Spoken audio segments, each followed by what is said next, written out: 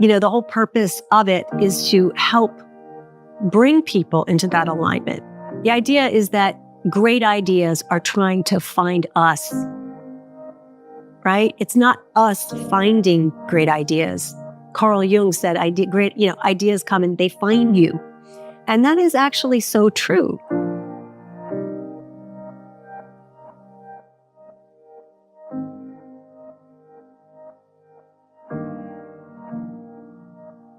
My name is Zenka Caro. I'm founder of LightNet, and my passion and purpose is to expand what we believe is possible.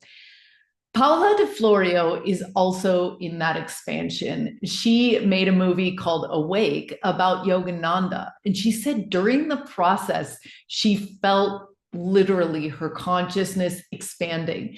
And she started to ask herself, what is wanting to happen? What is wanting to come through? She's had an incredible award-winning career. She's been nominated for Emmys and Oscars, and she's famous for films like Home of the Brave that focus on women and their contribution as they stand up, find their voice, and find their alignment. I love this interview. I think the lesson was just to keep showing up. And every time I showed up again, and Peter showed up again, and our company and our partners all showed up again, we showed up differently. And there was always like a little bit of a shift, a little bit of a change, a lesson that we learned, a letting go of some previous idea that we were hanging and clinging on to. All the spiritual lessons were there to learn, and for us, for our own spiritual growth. And also because something else, and this is the big lesson always, I think, is that question I always ask is, what's trying to happen? So, my soul's mission really goes hand in hand with an awakening that I had that I wasn't looking for, that came into my life. It was a blessing now, from the perspective that I'm in now. It was a blessing. It was after making a spiritual film. It was a film about a yoga master named Paramahansa Yogananda. It was called Awake, the Life of Yogananda. And I had no idea. In fact, I just have to give credit to my husband and partner, Peter, because if it wasn't for Peter, I probably would not have made this film. But Peter was like, I think there's something here. I think we really need to explore this. And he was right. So we took the meeting, and in that first meeting, I knew that something was happening. I knew that something was happening, meaning that we met with the organization, Self-Realization Fellowship, that Yogananda founded. And I knew in that moment that something about the times needed this message. And it hit home for me. And I knew in the room, I could feel the antenna going up, like something's trying to happen. And so I followed that voice. What I didn't know is that at the end of a really long, laborious process of making this film, just took 6 years, that I would find myself in a very, very particular place in my life that I didn't recognize, which was that something was stirring within me. I'd gone to India. I had a physiological shift happening in my body. Consciousness was shifting in my being, and I didn't really know what to make of it. And at the end of making that film, I went back to business as usual, and I took on a job, working on a TV series. And I thought, something isn't feeling right. And I knew that my direction was moving forward. I couldn't go back.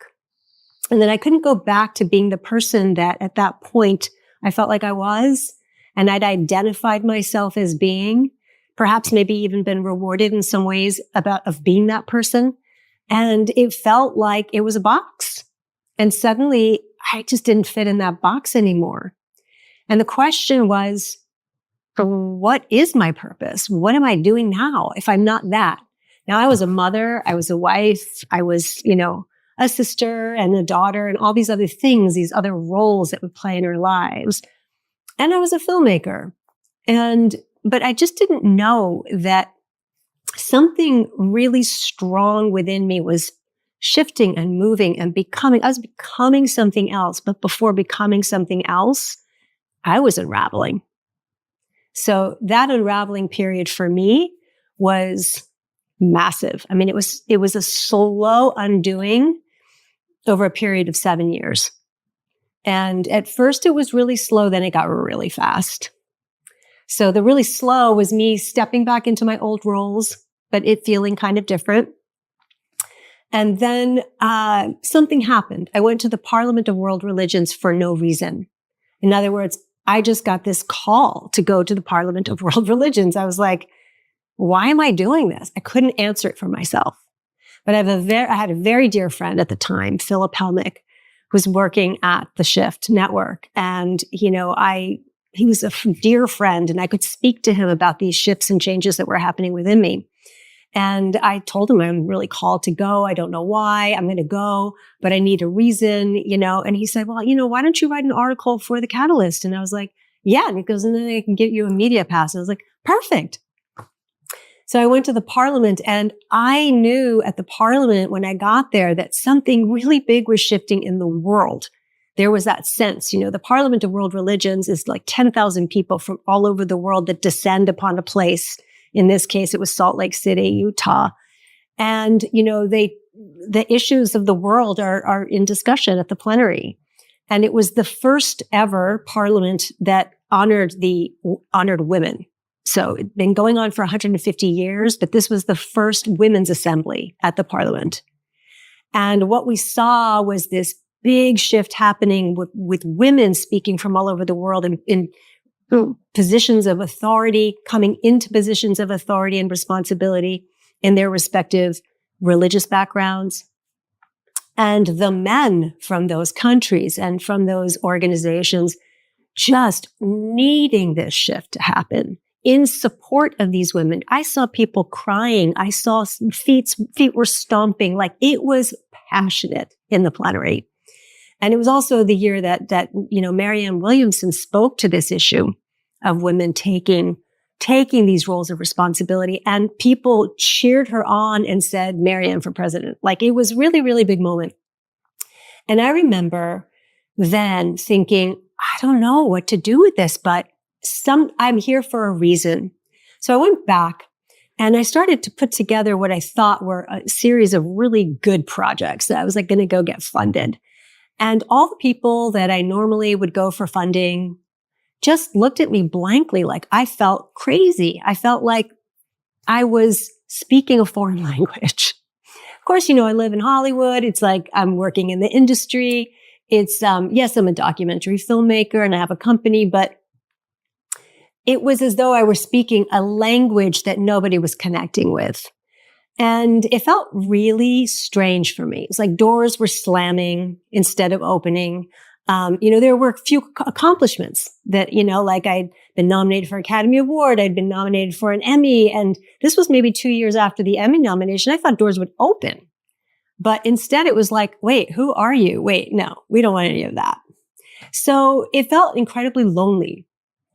And we had just been 2 years prior to all of this with Awake. We had just been to the Illuminate Film Festival. And that was the first time that I'd ever been to a film festival where I felt like, again, the same feeling I had at the Parliament. Something is shifting and changing, and these people know it. These people know what's happening. So I felt this incredible kinship there. And, just year after year, we would just go back. My husband and I would go back, and we just felt like this is the mission. And at that point, we held up a flag and we said, let's shift the company's purpose. Let's make this, we have to make films that awaken the human spirit.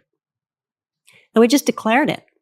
And we started speaking on panels at Illuminate. And then we were invited to other panels, and we went, to India. We started collecting people from around the world that were part of this movement. And that's when I started having these downloads. When I started to move and lean in, instead of feeling sorry for myself and shut out, but courageously just leaning in and saying, yep, doors are slamming, and I'm going to sit here. I'm going to sit in this, and I'm just going to see what it does, because I can't do anything else. And so that's when the people from, Australia, from India, from South America, from Hong Kong. All these people started to appear in my life, in our lives. And we had branded, sort of newly branded Counterpoint. And we came up with, there were some projects that they were really bold and they were way too big for us. And we knew it, but they were downloads. And it was like, it's like when you're handed something that you don't have a choice not to do. You just have to figure out what your role is, and it's like, okay, I think my role is to just start speaking about this and seeing who might help. And we did that. And initially we had a project that came into being called Come Together. Now I'm talking 7 years ago. This was 2017. And it felt very, very aligned. It felt like, yep, this is what the world needs. It collected the ideas from the parliament. It brought together the dreams that I was having, the things that were coming through. All of it came together, and it was leaning towards this new world that was forming, that was really about everyone sort of raising the consciousness in the world, speaking about East and West coming together. Because, it's like the ingenuity, the scientific discoveries of the West and the spiritual acumen and, brilliance of the East needed to come together to bring balance in the world. And so this project formed. It was called Come Together. And it was a peace and music festival that took place and was launched in Rishikesh, India. Why Rishikesh? Because that was the place that drew the Beatles. That was the place that the Beatles went to in 1968. And following that, they wrote all their anthems of peace, love, and unity. And the whole world was starting to wake up. It was a big moment in 1968 and following. And so it was like, that was an example. It was an example of like what we need to do. Let's come to this place, Rishikesh, which is the birthplace of yoga, where the ancient rishis went to sit in caves and get the wisdom of how to live. And let's make it a 3-day festival. And the first day can just be let's make that first day a think tank for how to live in the world. Let's bring all the thought leaders of the world. The second day, let's make it a pilgrimage. Let's make this sacred.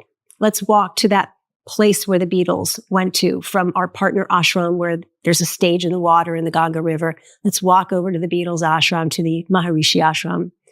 Let's get partners from all over the world. And then the third day is bringing global musicians from East and West on the same stage together. So instead of like Beyonce goes to India, it's like, let's bring the artists from the West and the East, let them sit on a stage together, let them sing together. Let us all feel that. Let's understand that it's about coming together.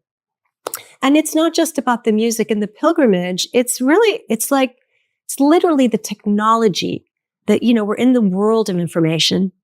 How are we going to live with this information? How are we going to live with this technology? It's not going away, And again, the balance that we need more of that comes from ancient wisdom. Let's bring this together and let's all come together to rethink how to be human, how to live optimally on the planet. And so this project and some others started to unfold, started to come through. And, I think the lessons from all of this, we made progress, then we had setbacks. We made progress, then we had setbacks. There were moments, especially when COVID happened, where everything just fell apart, and I think the lesson was just to keep showing up. And every time I showed up again and Peter showed up again and our company and our partners all showed up again, we showed up differently. And there was always like a little bit of a shift, a little bit of a change, a lesson that we learned, a letting go of some previous idea that we were hanging and clinging on to. All the spiritual lessons were there to learn and for us, for our own spiritual growth. And also because something else, and this is the big lesson always, I think, is that question I always ask is, what's trying to happen? And how do we collaborate more? Who do we have to collaborate with? Because that seems to be what's constantly being asked of.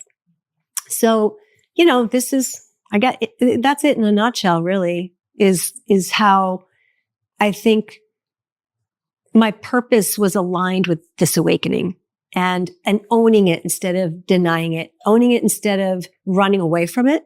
Because it was scary. Definitely. Those 7 years of the unraveling of the ego and these ideas of who I thought I was, those were rough, plus I'm raising children and, it's so much learning and some of it really fast. Like I said, big lessons when, my mother passed away. They're like markers, these landmarks when big things happened and they were just opportunities of real big growth if I would allow it. And so that really became the lesson of allowing and learning what does that mean and how to do it. Flow comes in the most bizarre ways. So if we can just get out of our heads and not second guess it and, and just trust, I mean, of course, it's a tall order, but that is ultimately what it comes down to. So when I think about, people that are not living in alignment or who haven't found their purpose, it brings up a lot of compassion in me. It also brings out like like a sense of wanting to help. I want to get in there and say like, I totally get that. I understand. And I want to help them find their voice. And I feel like that's what I'm being asked to do. I'm being asked to use my skill set and to use the things that I've always used, the just the skills and the talent that I came into the world with, but to use them differently and to help other people find that alignment. So Peter and I run a creativity lab called Source to Screen. And, the whole purpose of it is to help bring people into that alignment. The idea is that great ideas are trying to find us, right? It's not us finding great ideas. Carl Jung said, ideas come and they find you. And that is actually so true because when do they find us? They find us when we are actually living in alignment with ourselves, when we are loving ourselves, when we are accepting ourselves fully, 1,000%, right? Because the more we are accepting who we are, the uniqueness of who we are, because we are so, each one of us, so individual and unique and also connected. If we play our role, what we're doing is we're just being in alignment with who we are. It's really accepting that. And when we are in that place, ideas come and find us because then we're a perfect vessel for that to execute. And I think that's the purpose of this lab, right? And we are all lab rats in the lab, including Peter and I. We are all experimenting with living life with creativity and being the source or, the conduit for source to work through us. And what we find is that people come to the lab and they come into alignment. They might have something, but they don't either trust that it's really what they need to be doing, or they trust, but they don't know how to execute, or they need support in some way, or it's like they're stuck. They started it, they're stuck, and they need to kind of move into the next place of it. What happens is that while we're doing this, we take 3 days and we break it down into its spiritual lessons that are applied to creativity. Creation, which is getting out of your own way so that ideas can come and find you. Manifestation, taking those ideas and bringing them down into the real world, right? Not the real with capital R, like this physical world, because they can't just stay floating out here. They got to actually concretize, and we got to accept that we are living in the physical, right? And then there's transmission, which is now I've got this thing, but am I reaching people? Am I reaching who I want to reach or who needs to be reached? And then breaking that down, parsing it out and really figuring out, how do I do that? And so at the end of these 3 days, you're hopefully feeling empowered enough And what we notice is that each group that comes to do this, they're weirdly aligned with each other. And literally, we start these WhatsApp groups and they can't stop talking to each other. And some people have come to work with each other. And it's really exciting. It's exciting to see people trusting, finding their voice, reaching out, leaning in, and finding ways to actually express in ways that bring them joy, that give purpose to their lives. I mean, I think that the effect I have on other people by living my purpose is that I'm just more of use in the world. I'm useful to spirit. I'm useful to other people because my purpose is actually impacting them. My purpose is to help draw them out. If almost in the creative work that I do, if somehow it touches somebody even an iota, right? If somebody by watching a film that I make just branches out and grows consciously, even a little bit on their path, that to me is success. That's success. Because it's like, I love the quote from today that Laura said about Mother Teresa. It's like, we don't all get to have great impact. Is that what it was? Yeah, we don't all get to have great impact, but we all get to make some impact or a small amount of impact with great amount of love. And that whole idea is exactly how I feel. Everyone can do that. And that is what I feel my purpose is to just listen to my heart, to act from a place of integrity and from alignment. And even if it's just a little bit, but I do it with a lot of love, I feel like I will impact others because that's the natural law. I feel like we're all here there is a guidance system and it's within us. But that guidance system within us is informing us about natural law. And if we actually listen, we do the deep listening and get into that kind of alignment, then of course it's going to impact the greatest amount of people. I mean, if everybody was living their purpose and in alignment, we would be in flow. We would be expanding and creating and living in love. That's what I think would happen if we all were living from a place of deep alignment, is that there would just be a lot of love in the world. Are you looking to begin your life of passion and purpose? We are waiting for you with our groups of 8 to 12. These loving teams are formed to look over our success data to find the fastest and funnest and most direct way for you to find your purpose and calling in life. To find out more, go to holomovement.net/purpose.